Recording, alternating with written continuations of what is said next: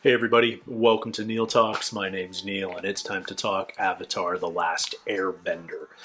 I'm not dressed the way I normally am because in a couple of hours I am heading off to my League of Records fantasy football auction. And yeah, this is the first year we're doing an auction. I'm excited, I'm nervous. I know most of you aren't here because I play fantasy football, but in case any of you are interested, go Seahawks. It's probably not our year, but hey. Anyway, I'm nervous, but I've got a little time to kill. I need to get my mind off of things. Nothing better than jumping into an awesome animated series. And yeah, we're going to do a little Avatar today. I'm psyched. I'm beginning to wrap my head around the long-term pacing of the show and doing a little bit of meta-analysis, I suppose. We've got Sozin's Comet on the horizon, and knowing that this is a 3-year series, I feel like that will end up, because that's been foretold that that's coming next summer in our timeline, that's our grand finale of the series. Because we're already looking at the last 4 or 5 episodes of season 1 here. We haven't even reached the North Pole. Aang's training is not at the level where he is the true Avatar yet, where he's mastered all the elements. So I think season 1 takes us to the North Pole. We've been taking this long, circuitous route to get there, having lots of adventures along the way, introducing a lot of characters, learning a lot more about the characters we've been with since the beginning on both sides. And I don't know how season 1's going to conclude other than getting to the North Pole. Is there going to be a more confrontational climax, or is this sort of our end of Act 1 per se, where Aang's formal training begins? Honestly, no matter what happens, I'm kind of on board because I'm really trusting the writers at this point. I love what they're doing with the characters. I love how much we're learning about them. I love how there's a relatively straightforward story because this is, after all, a kids show, but there's a lot of nuance and complexity added that kids can either catch or ignore without detriment. But if you're a more mature viewer, you can get these extra layers, and it really adds a lot to the overall story and tone and vibe of the show. And that's really masterful storytelling. I really appreciate that. After the seriousness of the storm, we've caught our breath a little bit with a few more episodic episodes that are sort of more standalone, that have, this is one of the challenges of doing big, long, episodic shows, is how many episodes drive the main plot and how many of them are little side stories that tell us more about character. And every show has its own solution to that problem. I like the balance that Last Airbender has found, and because we're approaching the end of the season, I feel like we're going to jump back onto the main plot soon and probably stay there until episode 20 of this season. But this is all guesswork. This is all just meta-analysis. I'm ready for some fun storytelling. I'm excited to see what happens next. I'm excited to learn more about these really interesting characters that have been developed. And let's jump into it, guys. This is episode 15. And what is it called? This is episode 15, and it's called Bato of the Water Tribe. I'm not sure if that's Bato or Bato. I guess we're going to find out sometime this episode. Hey, look, a sword made out of a whale's tooth. Let me see that. Is that a Water Tribe relic? This is a Water Tribe weapon. See if you can find anything else. It's burned. There was a battle. Water versus Tribe fire. warriors ambushed a group of firebenders. Sokka's a bit of a tracker. The trail ends here. Wait, look! It's one of our boats! Dad's boat? No, but it's from his fleet. Dad was here. Oh, wow. Cool. Oh, geez, what on earth do we have here? Who is she? It's like a wolf dragon. There is a stowaway. Oh my god. Paralyzed. Is she just a bounty hunter? My shearshoe can smell a rat a continent away. Well, I'm impressed. Very impressed. Iroh's a sexually awakened man. Oh, I like the Water Nation face paint when they have that look on. I'm coming with you. You're not old enough to go to war, Sokka. I can fight. Please, Dad. I'm gonna miss you so much. Sokka? Bato? Who the what now? Bato. Bato. He's like an uncle or something. Sokka, Katara. Where's Dad? Is he here? No, he and the other warriors should be in the Eastern Earth Kingdom by now. Superior, these are Hakoda's children. They've been traveling with the Hakoda. Avatar. It's truly an honor to be here. If there's anything... What smells so good, Bato? The sisters craft Oh. ointments and perfumes. Aang's getting Maybe we ignored. could dump some on Appa, because he stinks so much. Am I right? You have your father's wit. Bato, At least he it comes looks by like it home. honestly.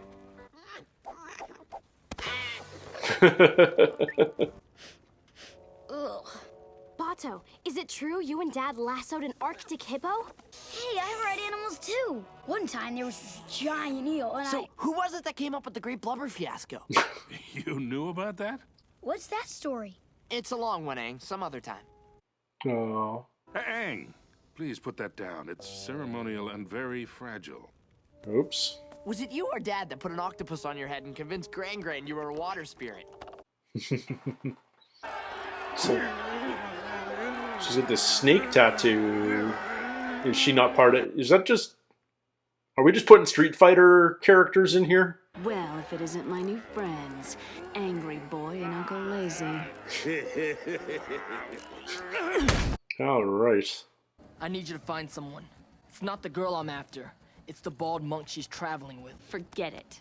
Plus, we'll pay your weight in gold. Make it your weight, and we got a deal. You got it. It's a lot of gold. It's got the... it's got like mole nose, which is really clever writing, because moles have excellent smell. The excellent snufflers. If you wait here until the message arrives, you can come with me and see your father again. It would be great to see Dad. It's been far too long, hasn't it? But when it does, Aang, let them have their reunion, man. We can't. We have to take Aang to the North Pole first. We don't have time for a long detour. I'm sure your father would understand. I can't believe they would leave me. I'm looking for Bato of the Water Tribe. Make sure he gets this. Come on, Aang, don't be a douche. Snap to Sokka and Katara's dad. And he's not going to give them the info? Not cool, Aang. Not cool. You're acting like a 12-year-old. A jealous little 12-year-old. Sorry I was gone so long. Hey, Aang. I didn't notice you left. We're looking for someone. Me, Yuki. Did you get in trouble with the Fire Nation again? The Avatar's been through here. Let's keep moving. Okay. It was built by my father.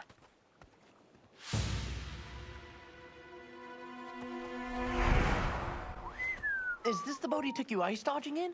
What's ice dodging? It's a rite of passage for young Water Tribe members. You know what? You're about to find out. Hey, watch it! Oh, look. He likes you. Zuko is going to have to learn how to master his impatience. It's really his most annoying trait. How are we supposed to ice dodge without ice? You'll be dodging those. All right. The shipwreck Sokka, coast. you steer and call the shots. Aang, you control the jib. Without your steady hand, we all go down. Your position is about trust. If Aang's controlling the jib, he should be, Hey, ease up on the jib. Katara, Further up. Steady. I think. Helm to lee. Helm to lee. What does that even mean? Are they going to fail? No, so far so Great good. job. Okay. Uh-oh. There's no way through! Hey, I'm gonna need air in that sail. Katara, I want you to bend as much water as you can between us and those rocks. Power it up. And over.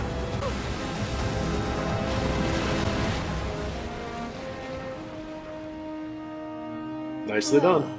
For Sokka, the mark of the wise. The same mark your father earned. For Katara, the mark of the brave. And for Aang, the mark of the trusted. Whoa. You are now an honorary That member better of the hurt, Water kid. Tribe. No, you can't trust me. You have to understand. I was afraid you would. This is the map to our father. Well, you can go to the North Pole on your own. Oh no, are we actually breaking apart the I'm team? with you, Sokka. Yeah, Aang, come on, man. You kinda deserve it, kid. Good luck. Okay, you too. Why not have a conversation at least? I'm an idiot, Momo. Yep. Hopefully you learn your lesson. Well, it's a good thing they've separated because now they're gonna go after Katara instead of after Aang. That wolf sounds so sad.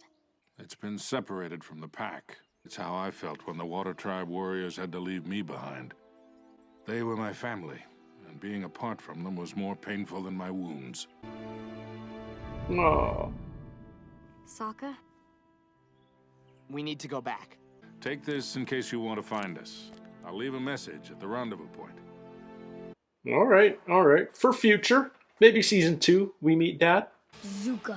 The beast was using the scent of a necklace to follow you. A necklace? Katara! They're both gonna rush to save each other. No wonder she left. She's way too pretty for you. Where is he? Where's the Avatar? We split up. He's long gone. How stupid do you think I am? Pretty stupid. Run! Oh, paralyzed. Just like that. It's a scary monster here. Oh. Now it can track from the map. Oh, come on with the doors! What's it doing? It's just going in a circle. Oh, Zuko, you gotta chill a little bit, man.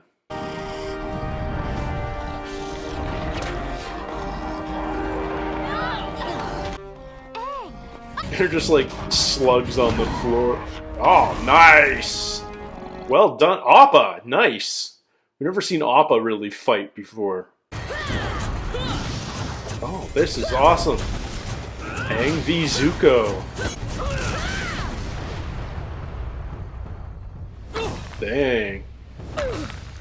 Oh, they both are out.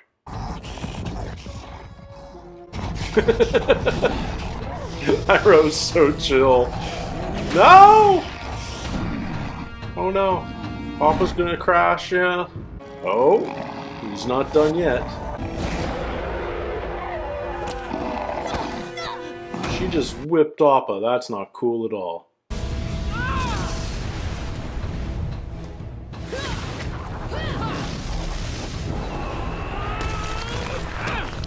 Man, there's all kinds of fight going on here. Whoa! I think Appa's an airbender. And it's more than just the flying, obviously. Like, that tail attack, that was definitely an airbending attack. Iroh, you thief! You've got something I want.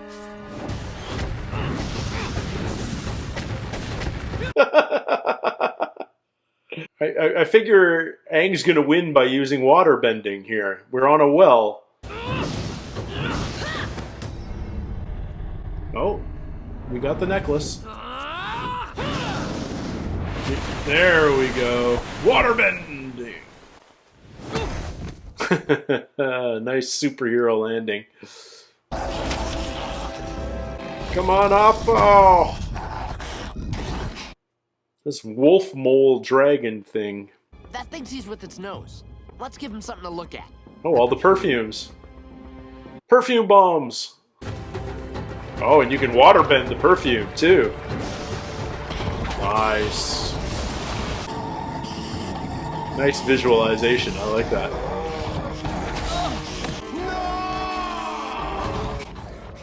Man, Iroh's like properly in love here. I didn't catch her name though. I didn't see you get hit with the tongue.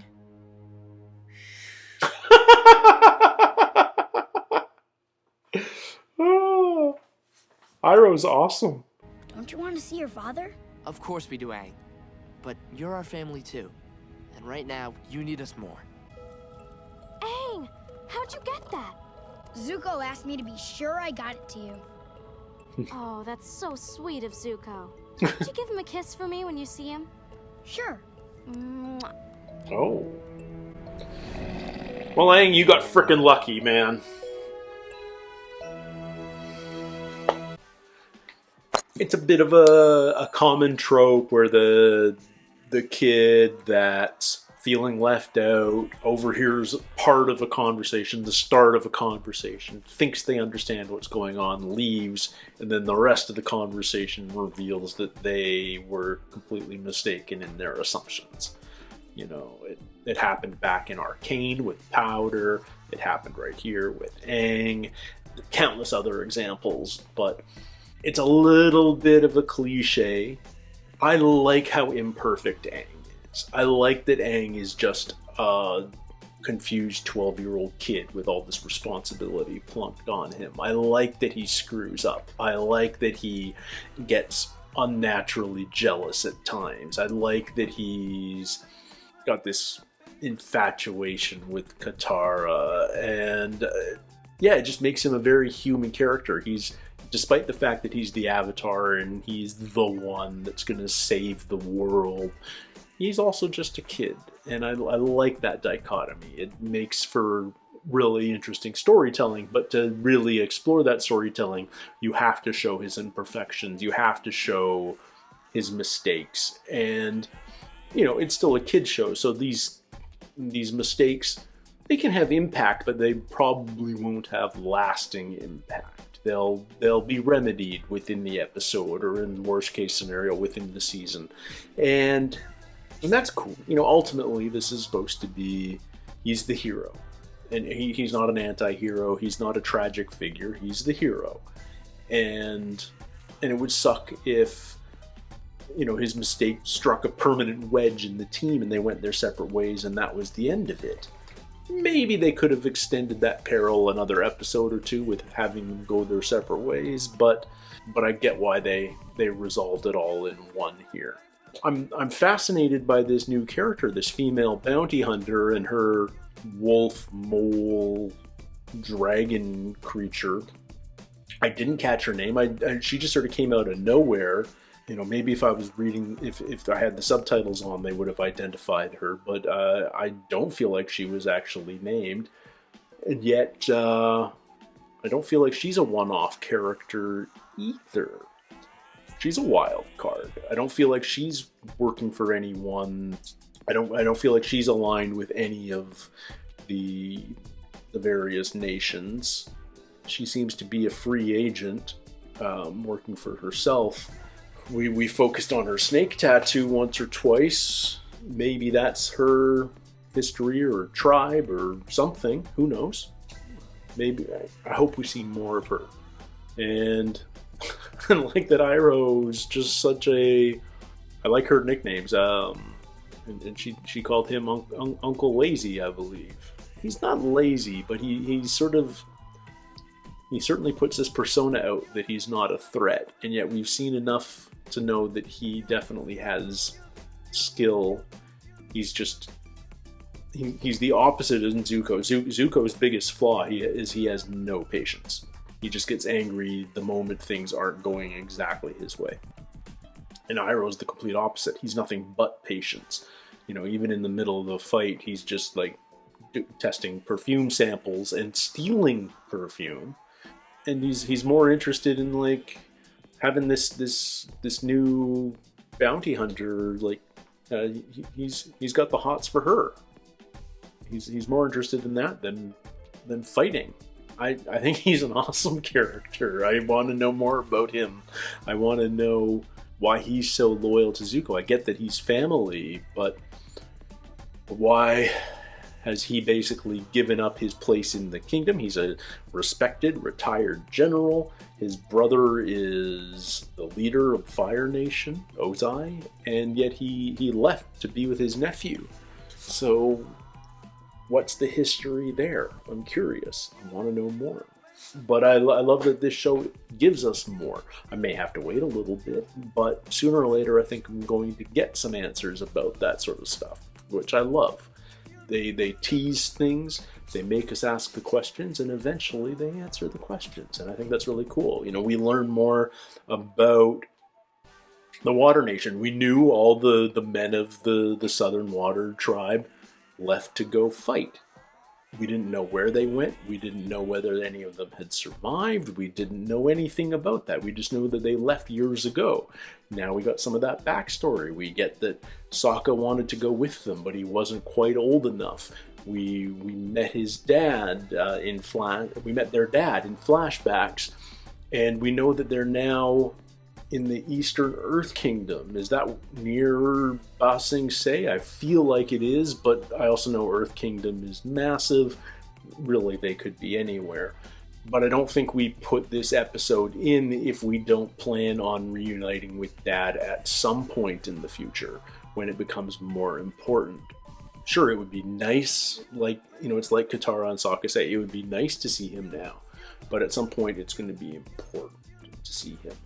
And we'll wait until that moment before introducing him in the current timeline.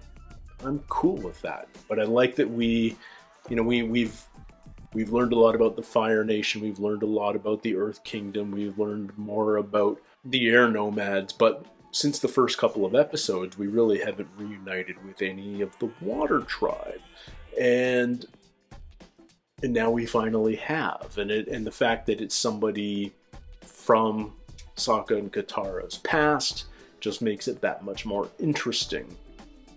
We now have clues. We learn more not just about the Water Tribe in general, but about their family in particular.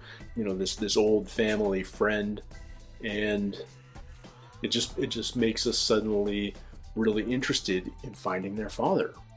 But we'll have to wait.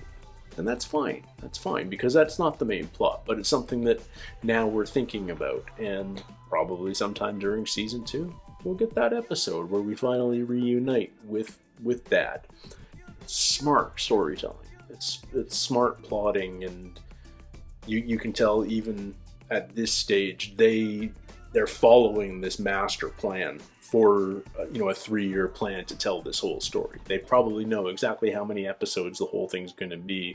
They've got it all plotted out. Maybe they haven't written all the episodes yet, but they know where it's going. And that certainly helps a writer's room when you have the whole arc laid out in front of you and you're not just sort of making it up as you go like a lot of series do, because they don't know how long a run they're going to get or how long a run they want. They just know they've created a world and they're telling stories in it. But when we have a final objective in sight, which I think is going to be the whole Sozin's Comet thing, that feels like what this is all ultimately pointing towards. Then it's a lot easier to draw a line from where you are now to that final end point and figure out everything that's on the road between the two. I can't wait to see more. I'm going to see one more episode today before I go bid on some fantasy football players. But thank you guys so much for hanging out with me for a little bit here today on Neil Talks. Until next time, everybody, take care, stay healthy. We'll see you soon. Cheers.